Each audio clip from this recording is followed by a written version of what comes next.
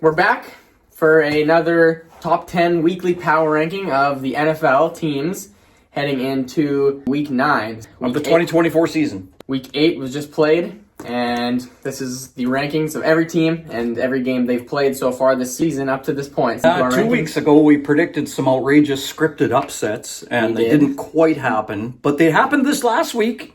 Cleveland, who I said was going to beat Cincinnati the week before in what shouldn't have been a big upset since Cincinnati seems to suck. Cincinnati's a pile of shit. Yep. Cleveland beat Baltimore because, Jameis Winston. That's who they all wanted to rally around in the first place. Yeah.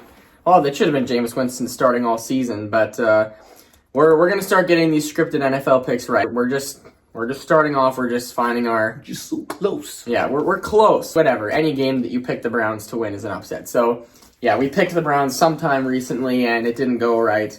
But that's on us. We should have saw that coming. Jameis Winston starting, the players rallying around him. It's hard to pick those scripted games that the NFL has. We should have seen that coming. My sources down at the NFL were a little off. Yeah, we're supposed to be getting packages delivered to our door, and it has the NFL logo on it, and then we open it up, and it kind of goes over the scripted games that are going to happen each week. So they've been letting us down to start the season here.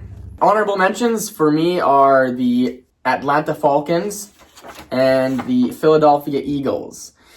They're both looking pretty good. They are winning some good games. The Eagles are coming along. The Falcons, both kind of similar teams to me. 2 bird teams. How are the birds? By the way.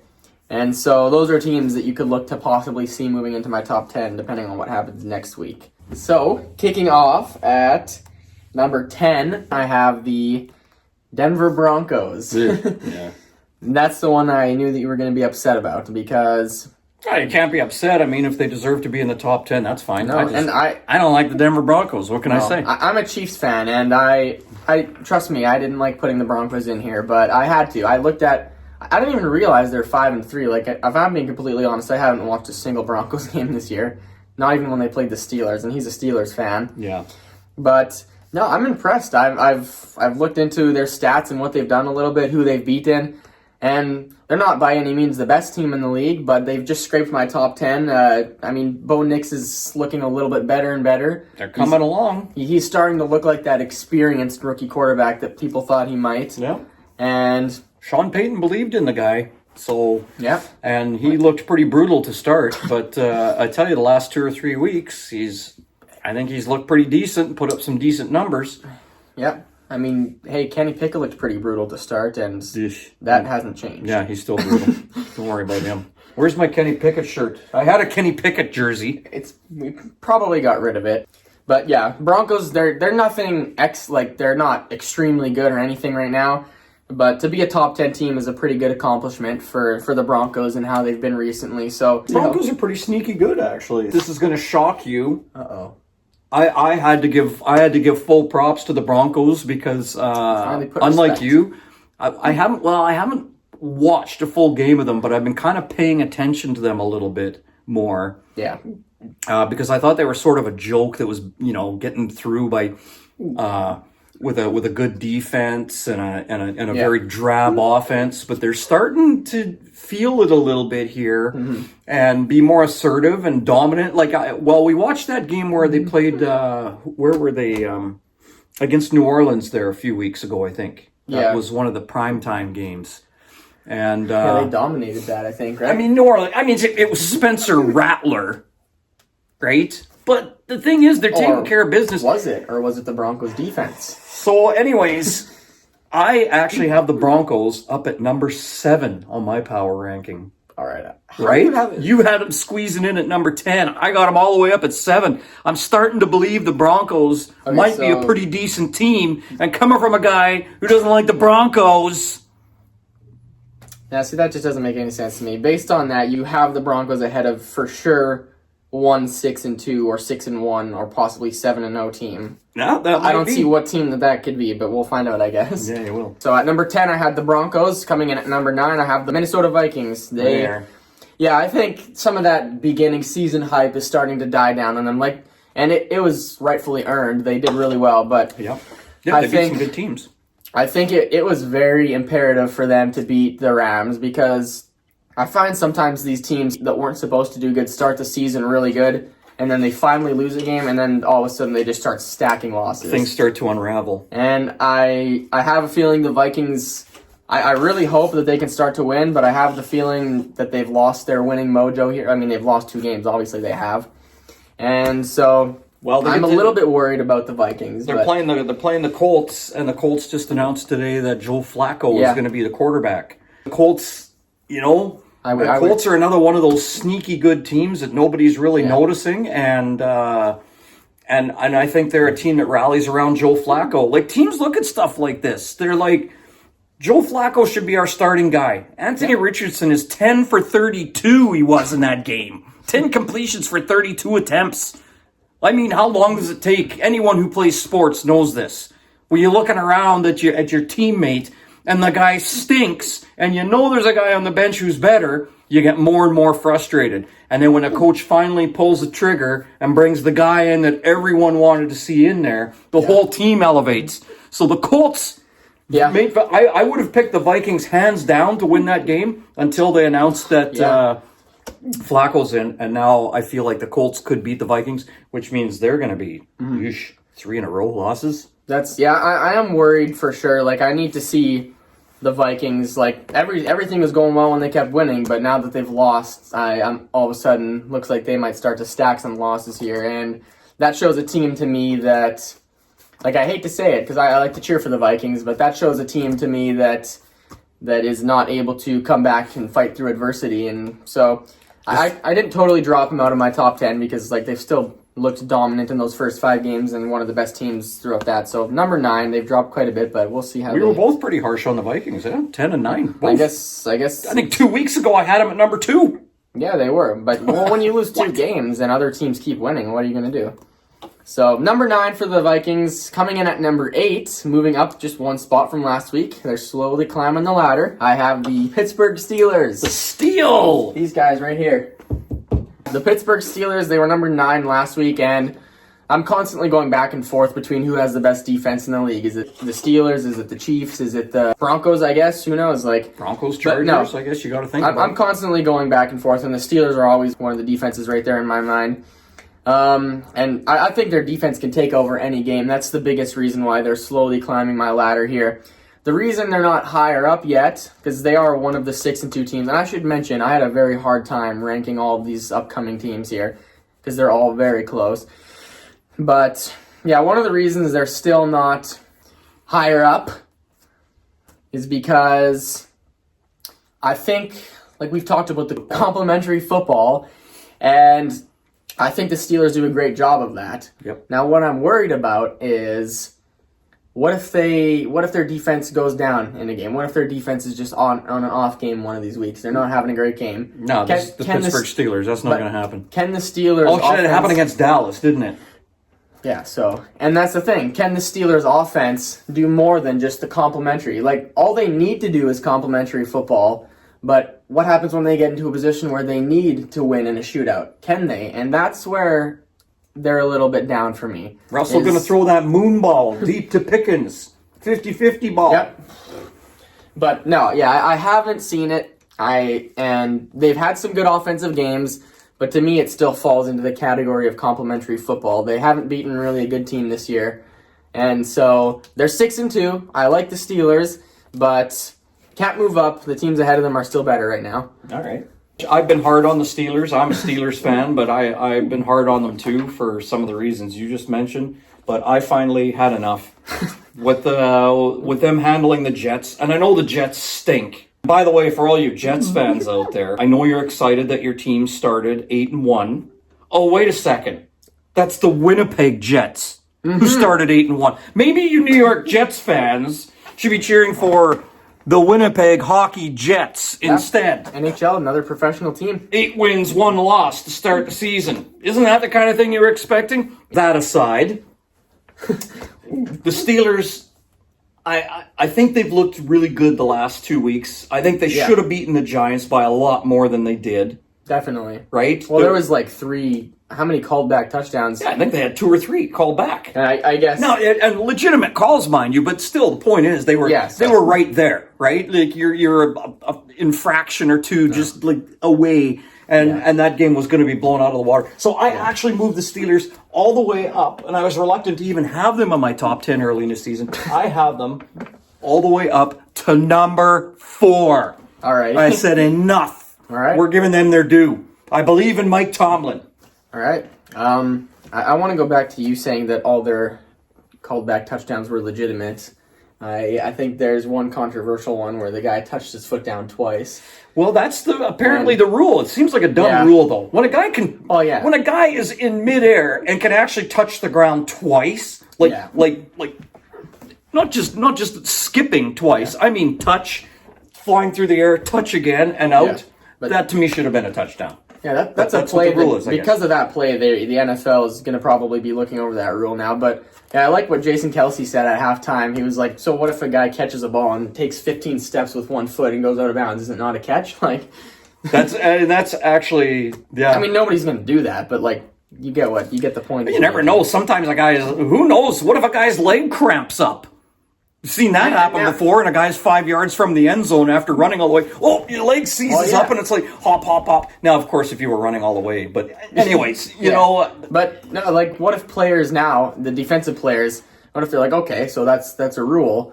The receiver catches the ball. All right, we'll just grab this guy's leg and just pull him out of bounds. Even though his other leg is dragging on the ground. Read your mind. I knew exactly what you were going to say. Yeah. I mean, that should be a strategy for a defense. If I'm the defensive coach, I'm like, all right, wait a second. Don't even try and knock the ball out of his hands in the future. Instead, when you see a guy jump up for the ball, you go low, grab one of his fucking legs, and just don't let it touch the ground. Drag him out of bounds. Done. Yeah, that's going to be the defensive coordinator's strategy. Don't make a proper tackle. Just listen, guys, just grab his leg and just keep it off the ground at any cost. Yeah. Two or three make sure that leg doesn't touch the ground. And first guy grab his leg, another guy come over, make sure you knock him out of bounds. That's it. Who cares if his other leg is dragging on the ground and touching it 10 times? Just as long as that other foot doesn't touch the ground, they're good. It wasn't a catch. If you and I are sitting here thinking about this in Winnipeg, Canada, believe me, there's some defensive coordinator somewhere that's kind of like, I wonder. Steelers at number 8 for me. Coming in at number 7, I have the not moving at all, the Washington Commanders from last week. And it's not like they did any worse. They won. But the problem I have is that every other team that I'm ranking here also won, pretty much. And so I just have to pick which wins I thought were more valid and who were against better teams. And so it was very hard for me. But I have the Commanders staying at number 7. They still won, but it was close, and it really, they wouldn't have won that game. It was for a miracle Hail Mary. So, I mean, you got to give props to that. That's probably going to go down as the best play this season. But I felt like the Commanders were the better team, and justice was served by them winning that game. Yeah. But yeah, let's face it. You could look at it on the flip side and say, hey, you were the better team and should have had that game won. And the fact that you couldn't put a touchdown on the board and you had to keep settling for field goals, and late in the game you allowed a touchdown, means that maybe you didn't deserve to win. Maybe you weren't the better team. Yeah, but they did get the Hail Mary to end up. And I don't know if you saw the play of that, the Bears defender taunting the fans. Did you see that? Oh, yeah. He was taunting the fans, and then he's the guy that ran over and tipped the ball up in the air to get caught for the touchdown. That guy is stupid. Oh, boy. That was hilarious. Every year you see these clowns that do stupid things, like the guy that'll slow down right before the end zone and throw the ball onto the ground because he thinks he's already crossed the plane, and it turns out that no, you didn't. Mm-hmm. So the other team picks it up, and you lost your touchdown, or you're carrying the ball like the George Pickens. Hello, George Pickens. Yeah, hey, that's you. Good.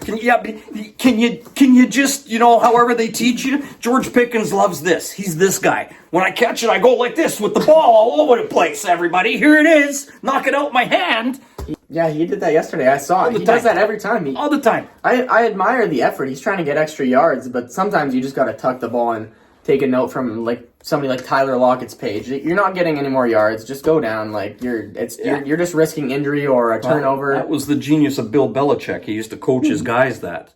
and by God, they listened to Bill Belichick. Like, Yeah. you were told, and that was it, or you didn't see the field again, right? I guess what you're saying is the Steelers don't have a coach that they want to listen to. Well, you know what? You're not going to see the field if you keep swinging the ball around like you're playing tetherball out in the schoolyard, for God's sakes. Yeah. Like, enough already. But anyways, the only reason I bring that up is because that's what I thought when I saw this bonehead from Chicago. It's like, are you serious, man? You're in the NFL and you're running around taunting people, looking at people, As the play is happening, the like, play you're was in started. the NFL. This isn't pee-wee football. Yeah, What a joker. What a clown. Yeah, the play had literally started, and he was over taunting the fans, and then he was just threw his hands up. He was like, all right. And then he ran over, tipped the ball up, and got caught. But yeah, Commanders at number 7 for me. Yeah, coming in at number 6, this is the only other team on my list. Well, no, there's a couple other teams. But the Texans also did not move. The Houston Texans. They beat the Colts, but the reason they didn't move up, like normally they would have, and like we've discussed in previous episodes, this power ranking is mostly based on how teams have performed this year, but I can't look away from the fact that Stephon Diggs is going to be out for the rest of the season.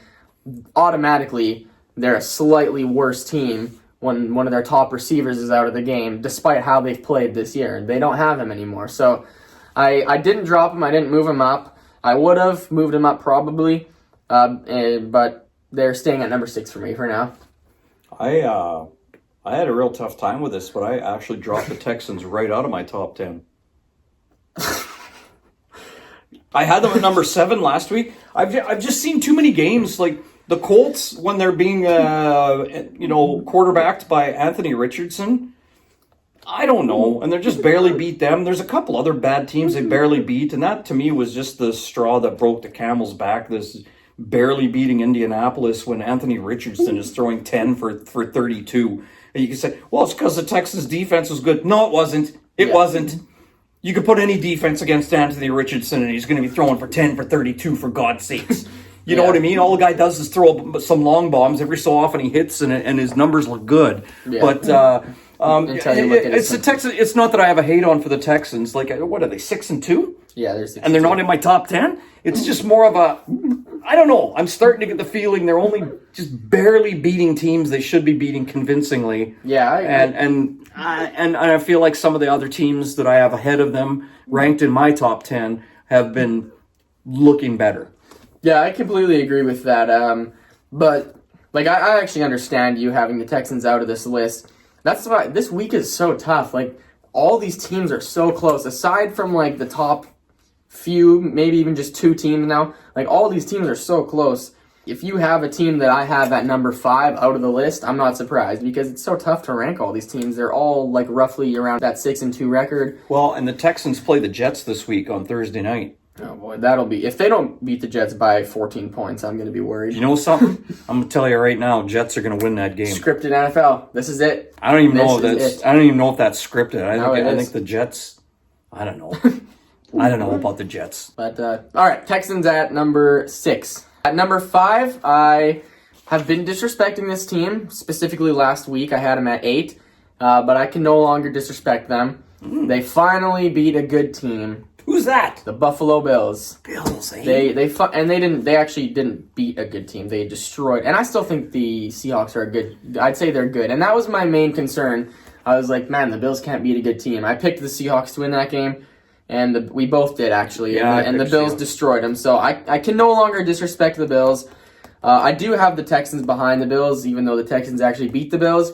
But for the reason I described previously, the Texans losing one of their top receivers, that's why the Bills have been ranked ahead of the Texans for me. So, well, the Seahawks supposedly had some guys back from injury last week that they were expected to kind of, they went on a little bit of a downward spiral there because they were missing some players, but I guess some of those guys came back, and I was really surprised how easily Buffalo handled them. So, yeah. Yeah, I thought it was going to be a lot closer, but yeah, Bills at 5. You're not even going to believe this. Oh, no. I moved them right back up into the number 3 spot in my top 10. All right, fair enough. Yeah.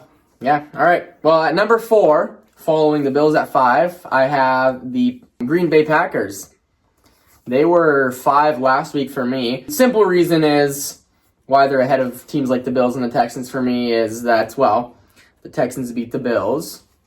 and the Packers beat the Texans. So the Packers got to be ahead of those two teams. Trying to follow some kind of a logic Right? there. Because that was really hard for me to pick. Like, those three teams specifically was nearly impossible for me to rank. There's all sorts of those weird little triangles that happen throughout the season, though, where Yeah. Team A beats Team B beats Team C. I don't- So you think Team A should beat Team C, but they don't. I agree with that. I don't like to look into that whole connecting games, who's beating who and whatever, too much. But when it's close like this, when it's three teams who are all of the same record, very close, and these three teams have all pretty much played each other, like the Packers and Bills haven't played, but I do look at that a little bit, and that was just a simple way of me ranking what were three tough teams for me to rank. Yeah. So for that reason, I have the Packers slightly ahead of the Bills. And yeah, Packers at number 4. I have the Packers at number 9. Yeah, Packers at 4. Coming in at number 3, moving down just one spot from last week, the Baltimore Ravens. I'm still confident that they are a very good team. I think them losing to the Browns is more of a case of the scripted NFL thing, and that every so often there's an upset. So that was a scripted. That was the game.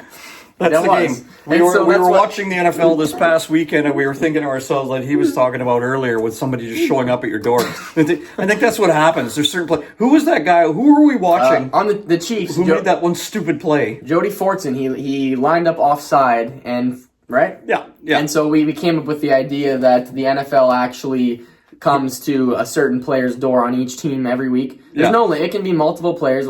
Nobody knows but that player. It was and just a knock on the door, and Jody was like, "Uh-oh, what is this?" he sees the NFL package, and he's like, "Oh Shit. no!" Here we go. All right, what do I got to do? And they're like, "All right, what we're going to need you to do is to screw up on a play somehow, somewhere in the middle of the game at a key point." And so, No, they're more specific. They say it has to be an offside. He knows that. He can choose when he wants it to be.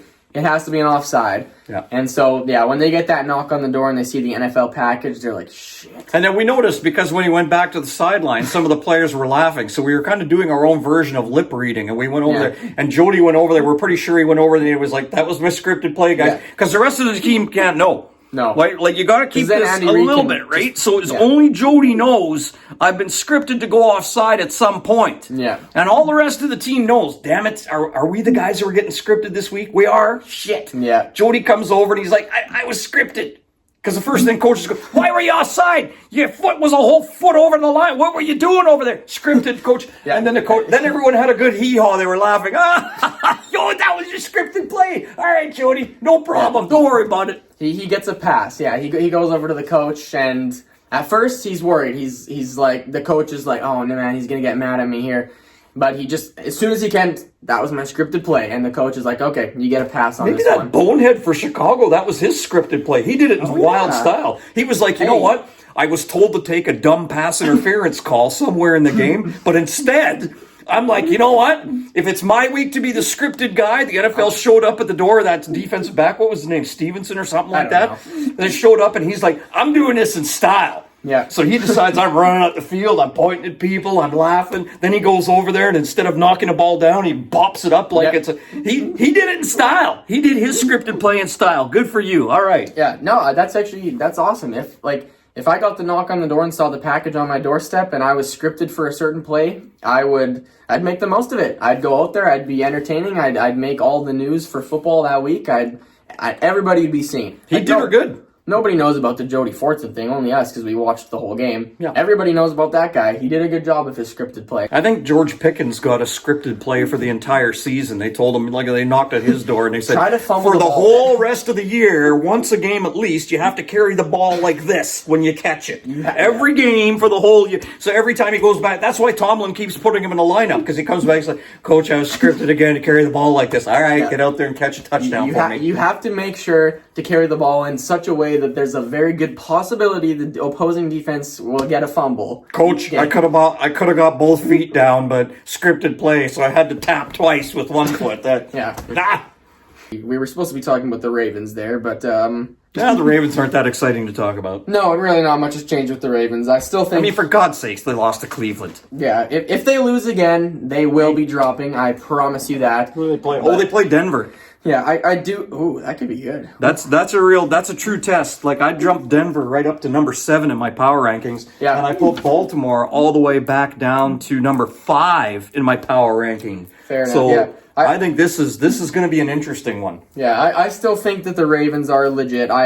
I'm sticking to it that I think this was their scripted game, and that it was just an upset. That's it. I think that they're going to win the majority of the rest of their games here, and if they don't, then I've been proven wrong, and they will be dropping. So at number 2, I have the Lions, following the Ravens at 3. Number 2 is the Lions. And I did go back and forth a lot. I did consider putting them at 1 to begin with. They do look like the best all-around offense in the league still, and they just absolutely dominated the Titans. And they, honestly, the only reason they're not number 1 is because they lost 1 game. But not much has changed for the Lions. If the Chiefs lose next week, the Lions will be moving up, assuming they win as well. So for that, I have the Lions at number 2. Yeah. Well, Detroit plays Green Bay, so. Ooh, that'll be a good one. I have the Lions at number 2 also. I kept the Chiefs at number 1 just because they're undefeated. And so you can pick apart teams as much as you want and everything, but at some point you have to be like, you know what? As long as you stay undefeated, you're getting her done. Yeah, I got to stick to what I've been saying all year, and as long as the Chiefs are undefeated, they'll remain at number 1. I still think they have the best defense in the league, right there with teams like the Steelers. I often go back and forth between those two teams. And their run game's actually looking very good. They've been just like pounding the ball in that fourth quarter specifically. They ran so much. But another thing is, I think actually Mahomes had a decent game for once. And I'm looking at his last few games, and a lot of people are like, oh, the interceptions are just insane. Like, he's throwing so many interceptions. And his first 5 interceptions were all his fault. The last 4, though, none of them were his fault. And a lot of people are just looking at the interceptions and saying, well, he's bad. But 2 of them were tipped passes at the line of scrimmage, and that's just hard to, like, it just happens sometimes. One of them was Xavier Worthy falling down, and one of them was Juju tipping a ball right into the defender's hands. Right. So the last 4, none of them were his fault. And if you take that away, you look at his passing yards, and he finally passed for a couple touchdowns this last game. He's not looking bad at all. He's looking all right. And at the end of the day, it's Mahomes. He can flip the switch at any moment. And for other NFL fans, I imagine that's probably a scary thought that they're still doing this good. They're still scared of him. We talked about this with the Raider game on the weekend. It happened in the Falcon game, and it's happened in some other games this year, where the other team, like Mahomes and Andy Reid, are living rent-free in the heads of defensive coordinators and head coaches around the league.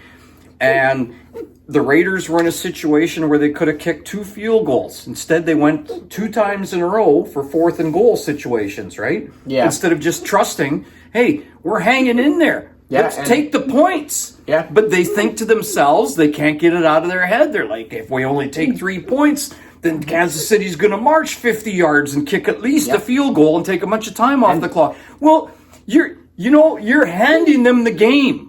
Swarmed. It's an interesting dynamic that's happened because when Mahomes first entered the league, the Chiefs' offense was unstoppable. And that's the reason why offenses gamble on the Chiefs now. But it's weird because before they'd gamble on the Chiefs because their defense sucked. Now they gamble on the Chiefs because they're worried from what they've seen in the past of the Chiefs' offense. And that's not really what the Chiefs' offense is right now even. Nope. But they're still worried about that. And now the Chiefs actually have a good defense. So it's not working now that they gamble on the Chiefs' defense like it was in the past. And yeah, we will be back next week. So thank you for watching.